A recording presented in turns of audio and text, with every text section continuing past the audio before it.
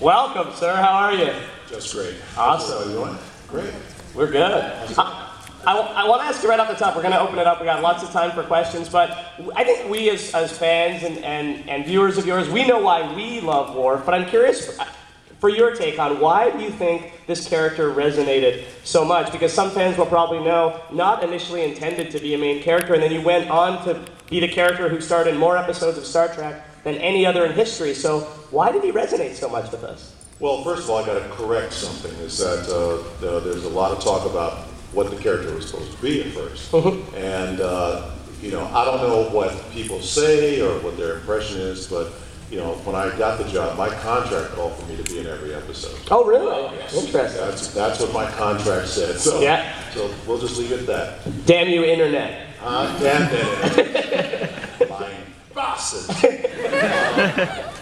But I think that, I mean, I know why I like the character, because he's, you know, I like action adventure. I like, you know, kind of running and jumping and shooting and killing. And, in real life? In real life, yes. And I think that Worf speaks to that. We love that sort of, you know, he's a guy's guy. I think that that is one thing. And also I think that Worf is a guy in another direction, which is that he basically is kind of big, dumb, and stupid. You know, I don't mean he's not intelligent, but he just doesn't understand too much about anything. You know, he just kind of runs in there and goes, and people say, "No, Worf, you can't do that." and he goes, "Why, sir?" You know, but I mean, in a very kind of charming, kind of little boy way. And I think that we like that too. I think the women like that because they want to take care of him because he is so sweet. And overall, I think that the guy is just really honorable. He's really he's a good guy. He's loyal to a fault. And also, I think that he probably is what I like about him. I mean, we didn't really make this a big deal on the show, but I liked it because he was learning all the time. He was absorbing all the time. He wasn't just a Klingon. He was raised by humans, so he had their qualities. And I think that he took the best out of each race that he come in contact with. He took the best out of those races and made it his own. Like, you know, I love this scene where he went on this mission with his wife, Dax.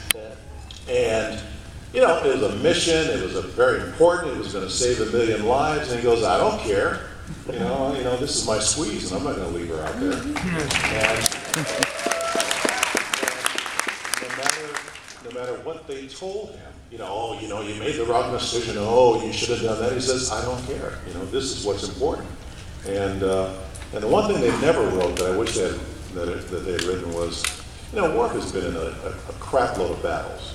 You know, I mean, he's not a chicken, you know, and he's not, you know, a coward, nothing like that. And for him to make that decision, I thought it was a very cool thing, and that's part of him that I really like. And as we learned from Jean-Luc Picard, I believe it was in First Contact, don't call Worf a chicken, right? Don't call Worf a coward.